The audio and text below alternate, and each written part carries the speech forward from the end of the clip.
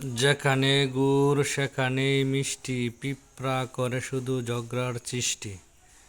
এ কথা বলার উদ্দেশ্য হলো, যেখানেই কোনো মানুষের সফলতা দেখি সেখানে আমরা বিভ্রান্তি সৃষ্টি করার চেষ্টা করি।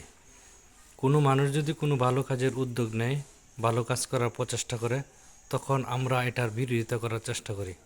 উচিত ছিল আমরা সেখানে কি করব, তার সহযোগিতা করব, তাকে সার্বিক প্রচেষ্টা দিয়ে আমরা তাকে উপরে তোলার চেষ্টা করব, তা না করে তার বিপরীত করি, অর্থাৎ একটা ফেতনার সৃষ্টি করি। একটা কথা, এই কথার দ্বারা এটা স্পষ্ট বোঝা যায়, চোর ওই ঘরে আক্রমণ করে যেখানে মাল থাকে। মানুষ ওই ব্যক্তিকে নিয়ে আলোচনা করে, সমালোচনা করে যার মধ্যে সফলতার তামান্না আছে, সফলতা অর্জন করার মতো পুঁজি আছে। এটাই বাস্তব।